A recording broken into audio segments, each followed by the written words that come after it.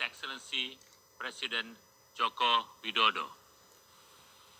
Yang Mulia Presiden Majelis Umum PBB, Yang Mulia Sekretaris Jenderal PBB, Yang Mulia para pemimpin negara-negara anggota PBB,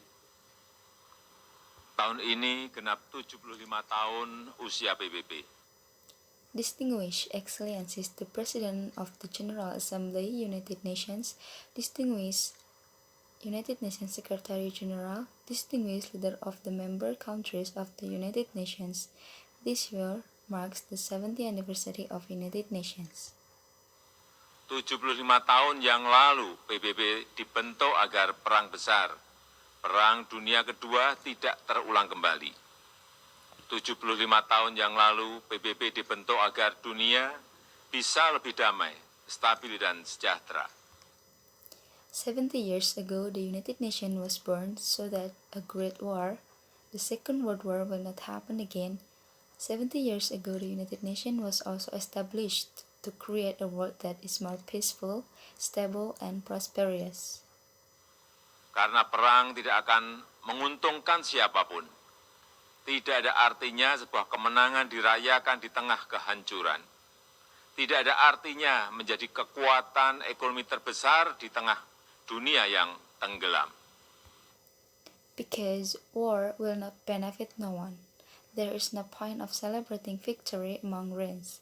There is no point of becoming the largest economic power in the midst of a sinking world. Pimpinan sidang yang terhormat, di usia PBB yang ke-75 ini, kita patut bertanya, apakah dunia yang kita impikan tersebut sudah tercapai?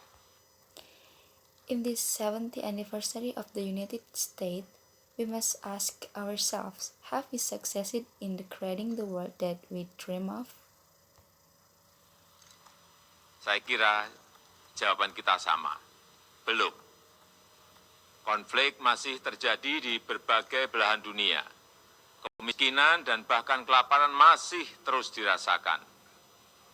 Prinsip-prinsip piagam PBB dan hukum internasional kerap tidak diindahkan, termasuk penghormatan terhadap kedaulatan dan integritas wilayah. I believe all of us will have the same answer. Not yet. Conflicts are still happening all over the world. Poverty and even hunger are still suffered by many. The principles of the United Nations Charter in the international law are often neglected, including the respect for sovereignty and territorial integrity. Kita semua prihatin melihat situasi ini. Keprihatinan kita menjadi semakin besar di saat pandemi COVID-19 ini. Di saat All of us are concerned with the situation. Our concern grew even deeper in the midst of the COVID-19 pandemic. seharusnya kita semua bersatu padu, bekerja sama melawan pandemi, yang justru kita lihat adalah masih terjadinya perpecahan dan rivalitas yang semakin menajam. A time when we ought to unite and work together to tackle the pandemic, what we see instead is one of deep division and growing rivalries. Padahal kita seharusnya bersatu padu, selalu menggunakan pendekatan win-win pada hubungan antar negara yang saling menguntungkan. Whereas, in fact, we must unite and always promote a win-win approach in building relations among states that is mutually beneficial. Kita tahu dampak pandemi ini sangat luar biasa, baik dari sisi kesehatan maupun sosial ekonomi. Kita juga paham virus ini tidak mengenal batas negara. We all understand the negative impacts of the pandemic are tremendous both on health and society economy. We are also aware that the virus knows no boundaries across nations. No one is safe until everyone is. Jika perpecahan dan rivalitas terus terjadi, maka saya khawatir pijakan bagi stabilitas dan perdamaian yang lestari akan goyah atau bahkan akan sirna. If division and rivalries continue to persist, then I'm concerned that the pillars of stability and sustainable peace will crumble or even destroyed. Dunia yang damai, stabil dan sejahtera semakin sulit diwujudkan.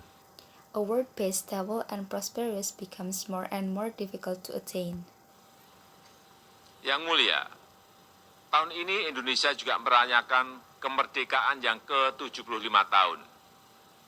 Dan sudah menjadi tekad kami, Indonesia terus berkontribusi bagi perdamaian dunia sesuai amanah konstitusi.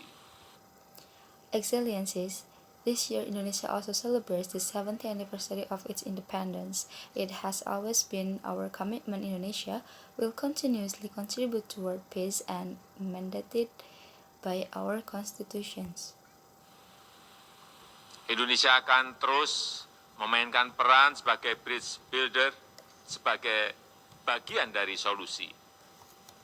Secara konsisten, komitmen ini terus dijalankan Indonesia, termasuk saat Indonesia duduk sebagai anggota Dewan Keamanan PBB. Indonesia will continue to play a role bridge builder as part of the solution. Consistently, this commitment is continuously upheld, including through of Indonesia a membership at the United Nations Security Council. Spirit kerjasama akan selalu dikedepankan Indonesia, spirit yang menguntungkan semua pihak tanpa meninggalkan satu negara pun. No one, no country should be left behind. The spirit of cooperation will continue to be promoted by Indonesia, the spirit which provides mutual benefits to all parties and leave no country behind. No one, no country should left behind. Persamaan derajat inilah yang ditekankan oleh Bapak Bangsa Indonesia, Soekarno, Bung Karno, saat konferensi Asia Afrika di Bandung tahun 1955 yang menghasilkan Dasar-Sila Bandung. Hingga kini prinsip dasar The respect for equality was also emphasized by Indonesia's founding father Bung Karno during the Asia Africa Conference in Bandung 1955 that gave birth to the Bandung Principles. Until now, the Sila Bandung masih sangat relevan, termasuk penyelesaian perselisihan secara damai, pemajuan kerjasama, dan penghormatan terhadap hukum internasional. Until now, the Bandung Principles are still relevant, including in peaceful settlement of disputes, promotion of cooperation, and respect of international law. Palestina adalah satu-satunya negara yang hadir di konferensi Bandung yang sampai sekarang belum menikmati kemerdekaannya. Indonesia terus konsisten memberikan dukungan bagi Palestina untuk mendapatkan hak-haknya. Palestine becomes the only one country attending the Bandung Conference that until present has not enjoyed its independence. Indonesia consistently supports Palestine to gain its rights. Di kawasan kami sendiri, bersama negara-negara ASEAN lainnya, Indonesia terus menjaga Asia Tenggara sebagai kawasan yang damai, stabil, dan sejahtera. In our region, along with the ASEAN member countries, Indonesia continues to maintain Southeast Asia as a peaceful, stable, and prosperous region. Pada hari jadinya yang ke-53, 8 Agustus 2020 yang lalu, ASEAN kembali menegaskan komitmennya untuk terus menjaga perdamaian dan stabilitas kawasan. On its 53rd anniversary on 8th of August 2020, ASEAN reaffirmed its commitment to continue maintaining peace and stability in the region. Spirit kerjasama dan perdamaian inilah yang kemudian didorong Indonesia ke kawasan yang lebih luas, kawasan Indo-Pasifik melalui ASEAN Outlook on the Indo-Pacific. The same spirit of cooperation and peace was put forward by Indonesia to a wider region, the Indo-Pacific region, through the ASEAN Outlook on the Indo-Pacific. Yang mulia, melihat situasi dunia saat ini, izinkan saya menyampaikan beberapa pemikiran. Excellencies, against this current global situation, allow me to convey a few thoughts. Yang pertama, PBB harus senantiasa berbenah diri, melakukan reformasi, revitalisasi, dan efisiensi.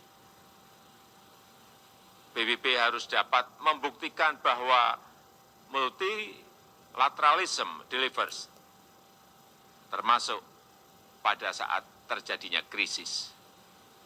PBB harus lebih responsif dan efektif dalam menyelesaikan berbagai tantangan global.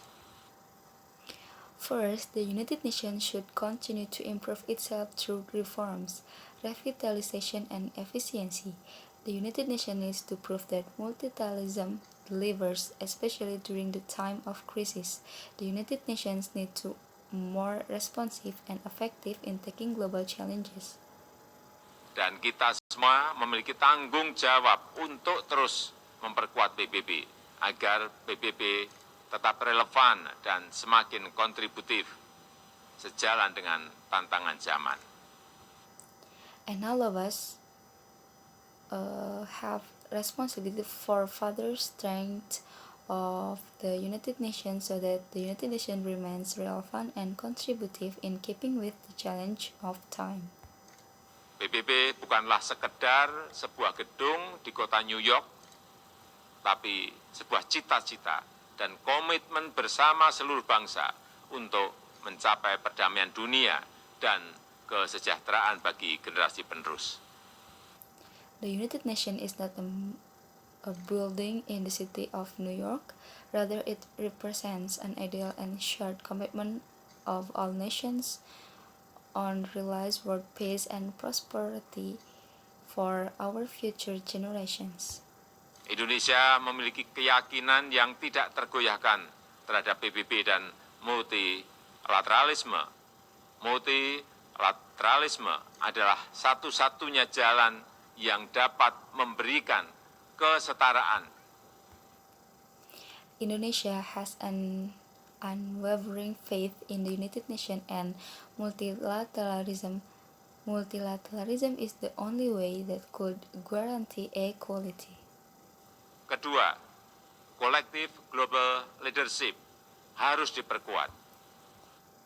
Second, collective global leadership has to be strengthened. Kita paham bahwa dalam hubungan antar negara, dalam hubungan internasional, setiap negara selalu memperjuangkan kepentingan nasionalnya. Namun, jangan lupa, kita semua memiliki tanggung jawab untuk kontribusi menjadi bagian dari solusi bagi perdamaian, stabilitas, dan kesejahteraan dunia. We are all aware that when it comes to relations among countries in international relations, every country always protects their national interests.